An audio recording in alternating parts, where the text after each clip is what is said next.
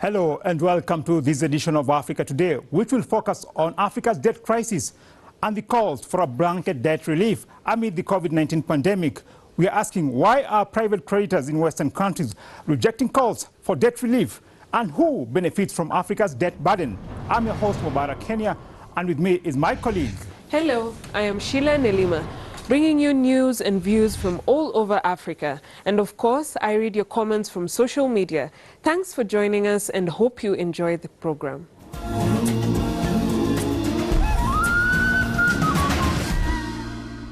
No debt relief for Africa. The Africa Private Creditor Working Group has dismissed calls for a blanket debt relief for African nations. This group of Western lenders, with more than $9 trillion in assets under their management, have banded together to influence debt restructuring efforts throughout the African continent for countries whose finances have been badly affected by the COVID-19 pandemic. Dr. Andrew Moult, the head of United Nations Economic Commission for Africa, Sub-Regional Office for Eastern Africa, says debt relief is now a priority. In Eastern Africa, which is the region our office covers, all the countries actually have very large current account deficits, and those need to be financed.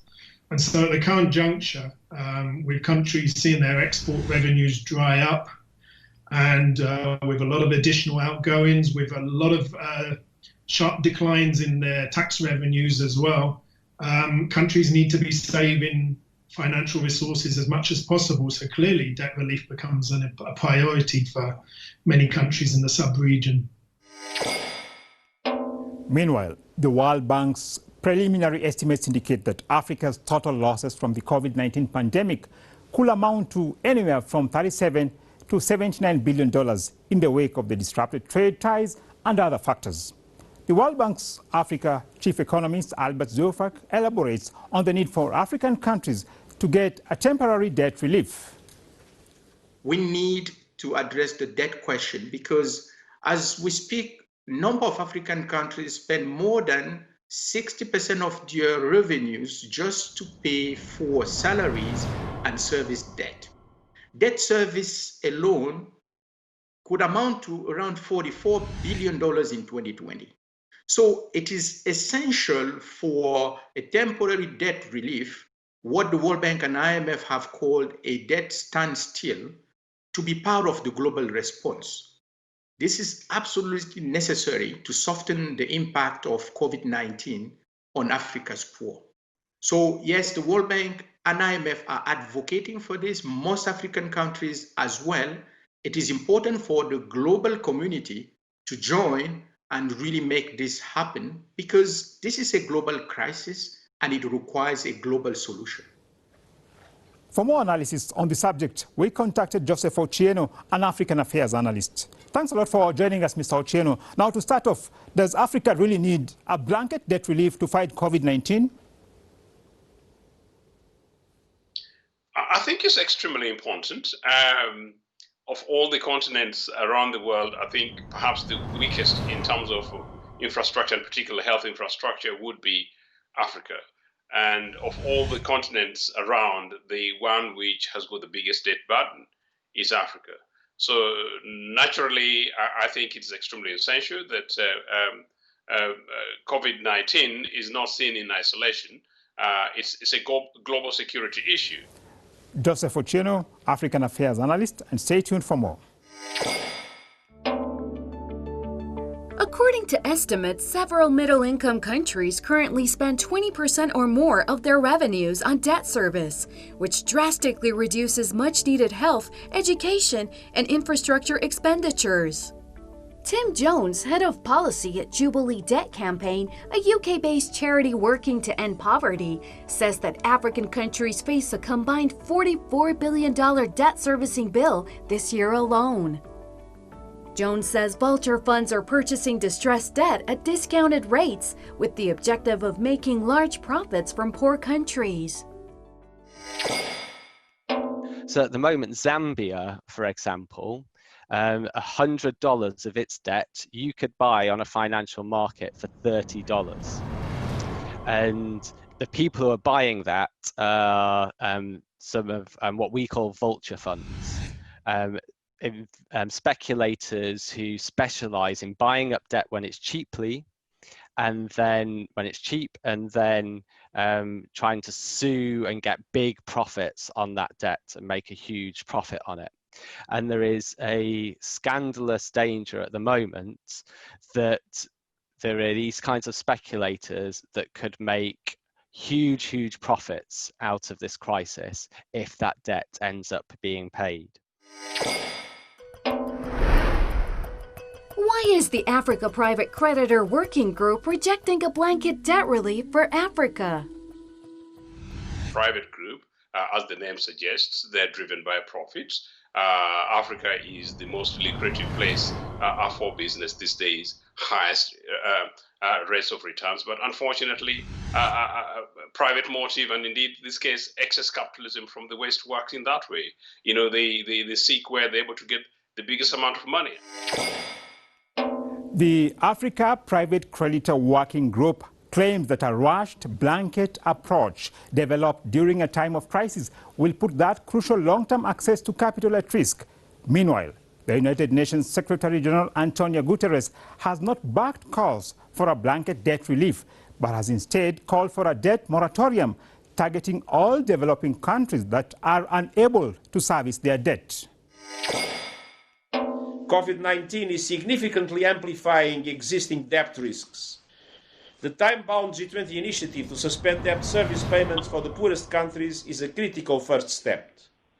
But the moratorium must be extended to all developing countries that request forbearance, including middle-income countries that lose access to financial markets. Africa's finance ministers have also called for a $100 billion stimulus package, of which $44 billion would come from a freeze on servicing debt. They say an additional $50 billion may be needed in 2021. Will a blanket debt relief erode gains made by African countries, including access to international capital markets and the relatively lower cost of borrowing?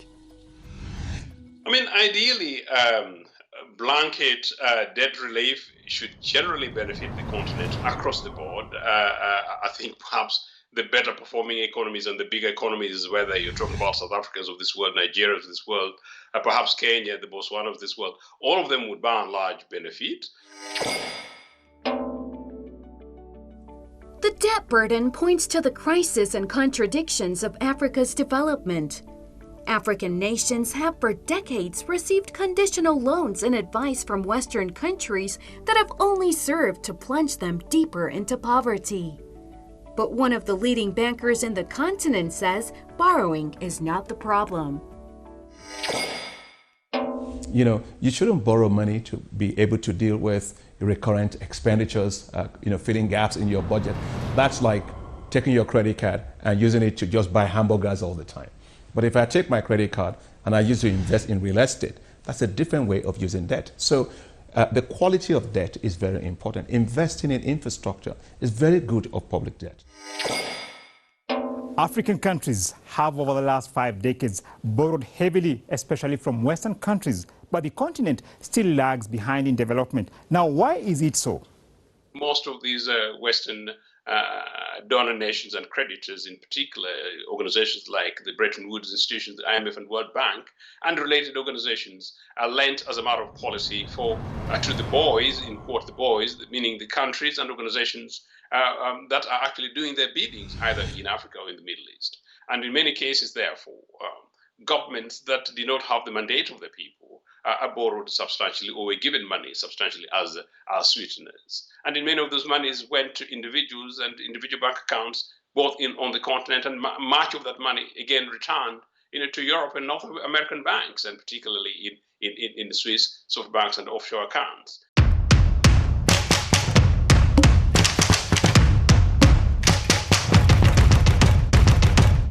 And now in this segment of our program, my colleague Sheila Nelima will be joining us. Let's see what she has for us today. What do you have, Sheila? Thank you, Henia.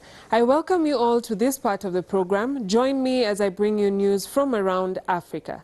Kigali International Airport is getting an upgrade. Rwanda Airports Company revealed that they are expanding the aircraft parking capacity, the runway strip, and the arrival terminal. The project is said to be in operation during the suspension of aviation travel following the COVID-19 situation that has created room for the major changes. On to Angola. The quest to attract private investment continues. The Economic Commission of the Cabinet Council approved an amendment to the private investment law.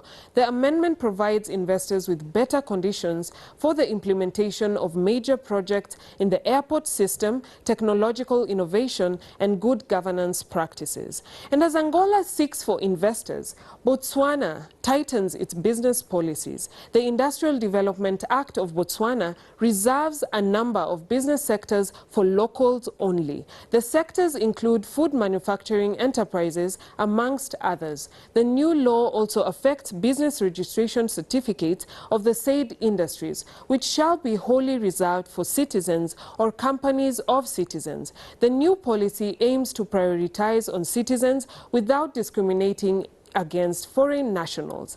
Now, in a sad state of events, tensions in the Ethiopia-Sudan border continue. A recent incident that claimed the life of 2 and injured several Sudanese troops and civilians has been blamed on a militia backed by Ethiopia's military. The Ethiopia Foreign Ministry expressed their condolences and asked that the incidents be addressed through diplomacy for peaceful outcomes. Now, on to sports.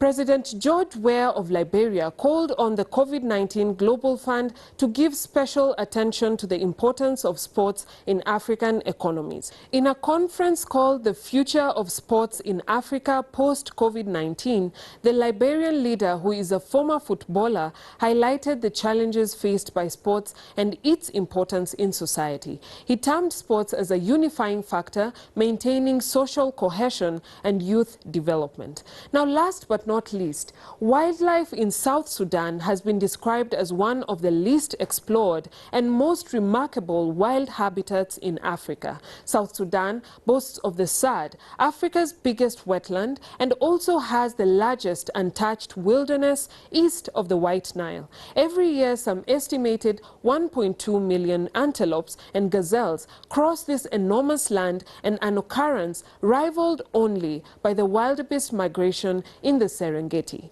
Now we have come to the end of this part. Visit our social media pages and interact with us. We have more coming up, so stay tuned.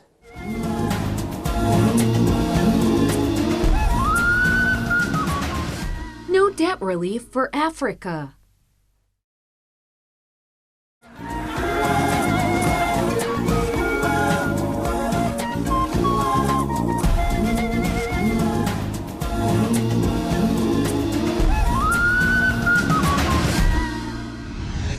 The West has for long advocated giving aid to poor countries rather than making sustainable investments in these countries. Former U.S. President J.F. Kennedy is reported to have stated that foreign aid is a method by which the United States maintains a position of influence and control around the world. Successive U.S. administrations have used assistance to poor African countries as an important element of American foreign policy. Therefore, Western aid to Africa is also used as a tool of neocolonization. There have been calls on Africa to stop receiving international aid from the West, which has been able to industrialize by plundering Africa's resources. Guyanese academic Walter Rodney pointed out in 1973 that Africa helped to develop the West in the same proportion as the West helped to underdevelop Africa. Dambisa Moyo, a Zambian-born economist and author, insists that foreign aid has been more damaging than helpful to African democracies. Basically, aid has become an industry. There are just way too many vested interests, and by and large, the criticisms that my book has been receiving are coming from those quarters, people who actually have a vested interest to see the continuous cycle of Africa in despair so that they can justify their existence. How are Western countries using loans as a political tool to pressurize African countries politically and pursue neocolonial policies? One of the arguments that many of us actually do hold today is that the US-China relations dispute does not only end about their trade, but about control of space and those spaces on the African continent. Over the last 2 decades, African countries have also turned to China for loans, and Beijing has not disappointed Africa's appetite for debt. Chinese State Councillor and Foreign Minister Wang Yi recently said China is working with other G20 members to implement the debt service suspension initiative to ease Africa's debt burden. Ghana's Finance Minister Ken Ofori-Atta was the first senior African official to urge China to assist in controlling the spiraling African debt crisis. The Ghanaian minister also called for debt relief and restructuring a global financial architecture. I'm really expecting that the debt relief issues would be done, and then find a means of the SDRs also helping to support the commercial debt that we have on the continent. But really, going forward now, Masood, is for us to think through a new architecture, global financial architecture. It estimated that China's government, banks, and companies lent some $143 billion to Africa between 2000 and 2017, much of it for large-scale infrastructure projects. Beijing is expected to consider Africa's request for debt relief as part of its long-term engagement with the continent. China is in a bind because they want to be able to continue to lend to Africa after COVID-19 to make money and to have influence. But at the same time, they want to be able to appear to be helping Africa at this point in time. The 2019 World Bank Global Economic Prospect Report noted that unsustainable accumulation of public debt is now a major challenge. Over the period 2010-2018, the average public debt increased by half, from 40 to 59% of GDP, making sub-Saharan Africa the fastest growing debt accumulation continent, far beyond other developing regions. The COVID-19 pandemic has worsened the situation, prompting the International Monetary Fund to initiate moves to assist countries in distress. What we have done is to look for resources that would allow us to provide grants to countries that have debt service payments falling due to the IMF for the remainder of this year. And these grants will offset the debt service payments that would otherwise have had to be made to countries. Now, how can African countries disentangle themselves from the debt burden? A new leadership needs to emerge on the continent rather urgently, whether young or otherwise, but new in terms of thinking that takes back ownership of the African resources, the African identity and sovereignty, and an African leadership that emerges that looks less to the West but across the world and is able to engage strategically and constructively, whether you're looking to the east with China, India, the Iran, Iraqs, without the fear of being whipped. According to the United Nations estimates, Africa has 12% of the world's oil reserves. The continent has 40% of the world's gold and up to 90% of its chromium and platinum. Additionally, the continent is home to the largest reserves of cobalt, diamonds, platinum, and uranium in the world. This vast continent also holds 65% of the world's arable land, 10% of internal renewable fresh water source. Despite these massive resources, most African economies still rely heavily on commodity production and exports. There is minimal value addition on Africa's raw material, and this remains the missing link in the continent's quest for economic transformation. Now, lack of value addition is one of the major challenges facing African economies. What should be done to address this problem? This leadership needs to ensure that they're able to invest substantially, for growth in the African economies. The more there is much more added value to if you like to African products, which are by and large continue to be substantially raw materials that are sent out in the West, the less likely Africa is going to be depending on the West. Africa is the richest continent when it comes to natural resources. We have a huge amount of land. There is a huge amount of minerals and a huge amount of oil. There's no reason why, with a clear leadership and an emergent and available skill set, meaning people who with education, except rather much more needs to be much more a streamlined education. There's no reason why the continent does not reorganize itself. But unfortunately, again on that, I'm not quite sure whether it's something that can happen overnight, but it's something that may take perhaps decades rather than a few years. Cocoa is one of the world's most important cash crops, and 70% of the world's cocoa is produced in West Africa, with Ivory Coast and Ghana being the leading producers. A Ghanaian company has taken up the challenge of value addition by expanding from exporting semi-processed beans to manufacturing its own chocolates.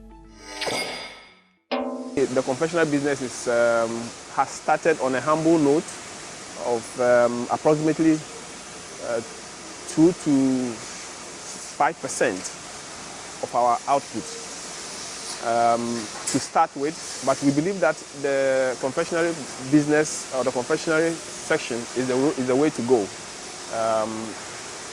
Basically, talking about value addition. So we know that is going to grow.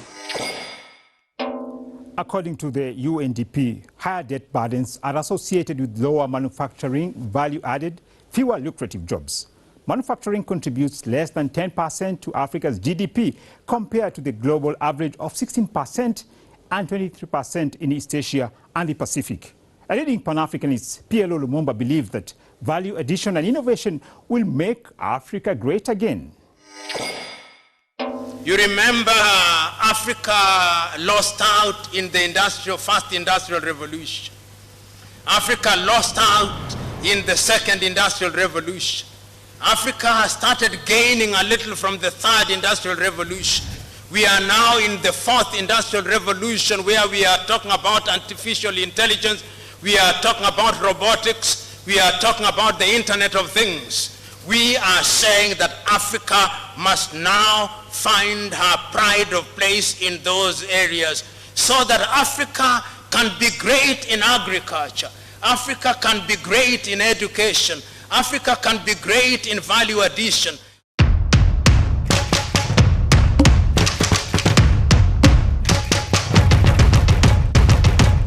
Glad to have you back. In this segment, we are going to look into our social media activities. In a recent episode, we discussed the escalating situation in Libya and our viewers to say. We had Mona Katan stating, "I am surprised because the Muslim brothers are also accused of serving Western interests. Haftar might not be an exception. It is a civil war, a Western-created chaos, and one would expect Press TV to be neutral." Mohammed Hussein stated, "When American allies are not successful in Syria, Yemen, Iraq, etc., now they turn to Libya to snatch the oil resources." Emre Yener 29 stated, "We are not in Libya for oil. We are in Libya to prevent people from dying." Now, thank you for the feedback. We appreciate each and every comment from you, so don't hesitate in sharing your thoughts. Tag us in your videos and images, and we will share them right here for you. And on that note, we come to the end of this week's edition of Africa Today, a program that analyzes events unfolding in Africa, the rising continent. Thanks for staying tuned. Until next program, goodbye from me and the entire team.